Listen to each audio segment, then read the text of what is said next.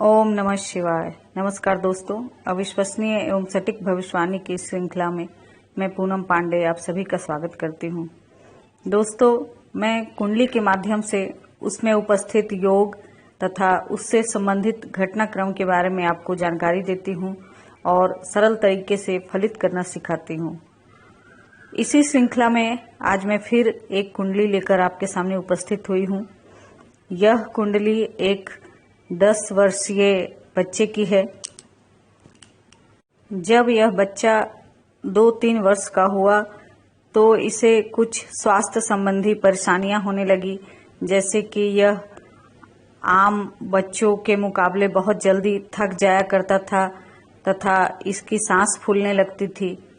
तो इनके माता पिता ने इनकी जांच करवाई, डॉक्टरों को दिखाया, तब पता चला कि इस बच्चे के दिल में छेद है। यह पता लगते ही उसके इलाज की प्रक्रिया शुरू हुई और चूंकि बच्चा अभी कम उम्र का था तो डॉक्टरों ने थोड़े समय इंतजार करने को कहा और लगभग 1-2 वर्ष के बाद इस बच्चे के दिल का ऑपरेशन हुआ, जो कि सक्सेसफुल हुआ।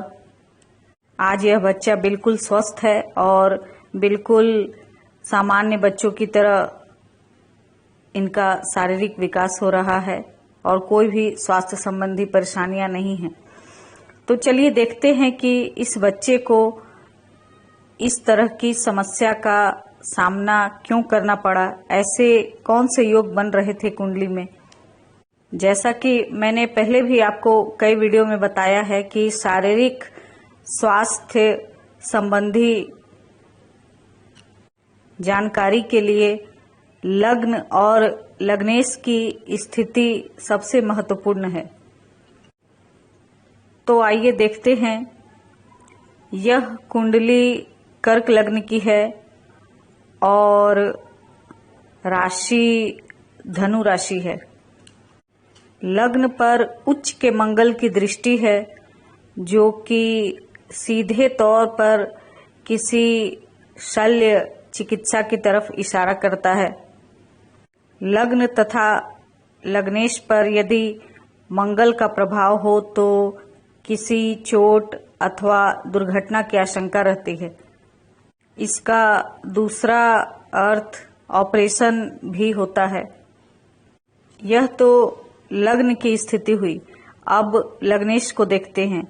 लग्नेश चंद्रमा 6ठे भाव में सूर्य, बुध तथा शुक्र के साथ है।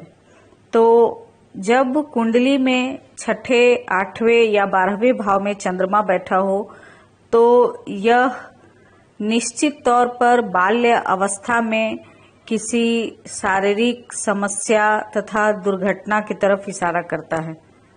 दूसरी तरफ हम देखें तो चलित कुंडली में चंद्रमा की स्थिति बदल गई है। यह 5वें भाव में आ गया है,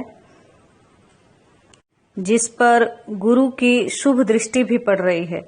तो चलित कुंडली में लग्नेश के ऊपर गुरु की दृष्टि होना इनके आयु को बढ़ा रहा है और अधिक अशुभ फलों को नष्ट कर रहा है। इसलिए इस बच्चे की बहुत सफलतापूर्वक सर्जरी हो गई और कोई भी अनहोनी होने से बच गए। अब सबसे मुख्य बात इस कुंडली की यह देखते हैं कि दिल में छेद होने का क्या कारण है। तो कुंडली में चतुर्थ भाव हृदय तथा दिल का जो हिस्सा है उसका प्रतिनिधित्व करता है। तो इसलिए चतुर्थ भाव को देखना बहुत जरूरी है। तो आप देख सकते हैं कि इनके चतुर्थ भाव में शनि और राहु बैठे हैं। तो जैसा कि नाम ही है, शनि और राहु जहां एक साथ बैठ जाते हैं, उस भाव की कहीं न कहीं हानि अवश्य होती है। इसके अलावा बच्चे के जन्म के समय शनि और राहु की ही सूक्ष्म दशा तथा प्रत्यंतर दशा भी चल रही थी।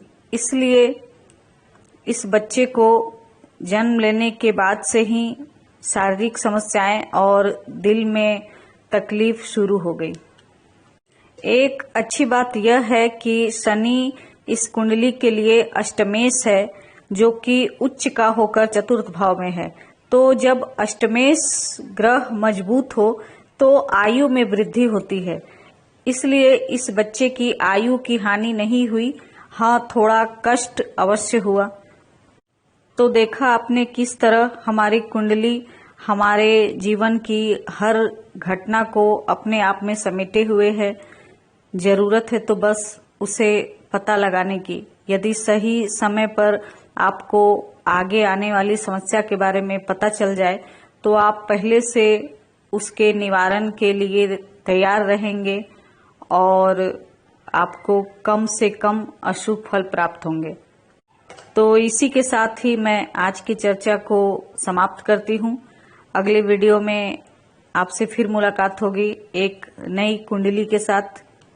तब तक के लिए नमस्कार, जय महाकाल।